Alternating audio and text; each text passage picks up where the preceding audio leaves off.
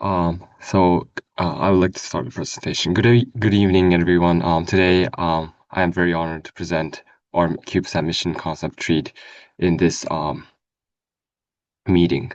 The treat stands for the Dark Receiver Exploring the Darkages. And this project is a collaborative effort among several Japanese institutions, including the University of Tokyo, NAOJ, and other collaborative universities. So after the Big Bang, the universe was filled with neutral hydrogen gas. This hydrogen emits or absorbs radio waves at a wavelength of 21 centimeters, and as this universe expanded, the signal became redshifted, now appearing at much lower frequencies. And the 21 centimeter signal offers almost the only way to observe the cosmic dark ages and witness the birth of the far stars. However, unfortunately, measuring this faint signal from the ground is extremely difficult. First, the ionosphere reflects or distorts radio waves, blocking signals from the dark ages. And second, man-made radio interference such as FM radio and satellite EMI, like Starlink, contaminates the frequency band we need to observe.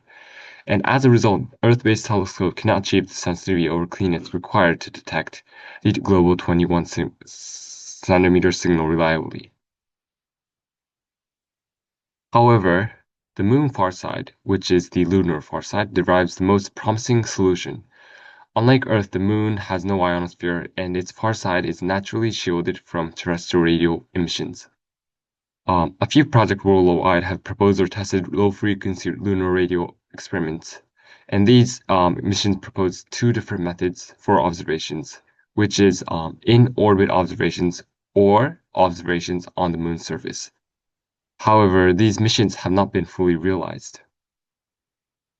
Therefore, our main scientific goal is to observe a 21 centimeter signal from the lunar far side, and there are three main features in this mission, which is the first is an on-orbit observation, especially observations on low lunar orbit, and secondly, a small satellite using a small satellite with the size of a CubeSat, and lastly, a variable length dipole antenna for observation. The full success criterion is to accumulate 1,500 hours of total observation time, enough to detect the cosmic dawn signal. The orbit is designed to ensure both radio quietness and long-term stability. At an altitude of about 100 kilometers, we achieve more than minus 90 decibels of the Earth radio shielding over 130 degrees of the lunar longitude. And this orbit has a periloon and apoloon of 100 kilometers with an inclination of 80 degrees, which maintains a quasi-frozen condition.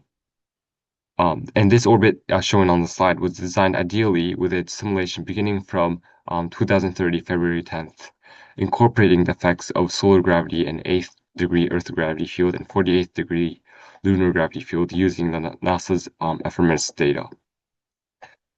It is observed here that the periloon altitude remains relatively stable over the propagation period, and this orbit allows the tree to achieve a long-term duration observation needed to detect such a weak signal.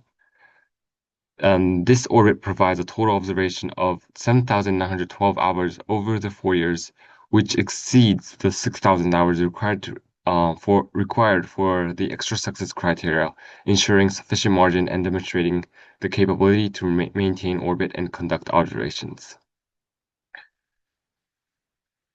So here we show the mission phase of the tree mission. The tree mission alternates between two modes every orbit, which takes less than 2 hours. During the far side pass, the spacecraft enters the observation mode, collecting low-frequency radio data for about 40 minutes. When it moves to the near side, it switches to communication mode, performing telemetry command uplink, telemetry downlink, telemetry command uplink, and occasional data downlink. Additionally, as a submission, we plan to demonstrate an optical navigation method called a star occultation method, which uses the precise timing of the star disappearances between the moon to improve orbit determination accuracy. In the previous slide, we assumed that the satellite would periodically move behind the moon to observe from the radio quiet far side. However, since the moon itself orbits Earth, the satellite may fall in orbit where it remains visible from Earth at all times. In such a case, the operational pattern shown in the slide before would not be feasible. To address this, we developed an operation plan based on one full lunar revolution, which is about 27.3 days. As illustrated here, for about 8 days within this period, the satellite cannot access the optimal far side region. During those intervals, the mission will primarily conduct data downlink and maintenance operations for the remaining time. When the spacecraft enters the far side quiet zone, it will carry out the 21 centimeter signal observations.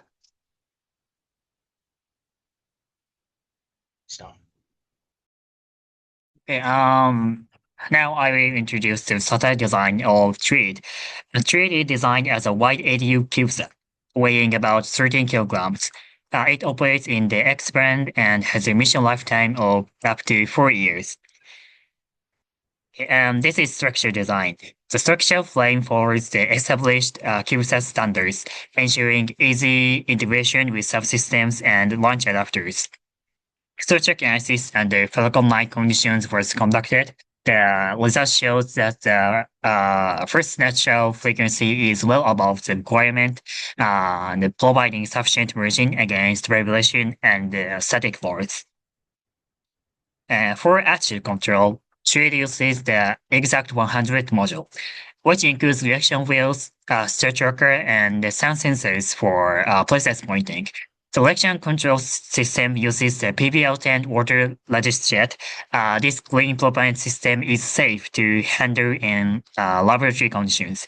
Reaction wheel unloading is performed every 3.5 days, and the LCS propellant mass is 0.8 kilograms.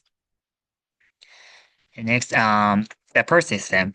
The PERS system consists of solar panels as power control unit and lithium-ion batteries. The solar panels generate about 111 watts at the beginning of life, decreasing to 93 watts at the end of life. The storage capacity is 112 watt-hours, sufficient to support long X-band downlinks.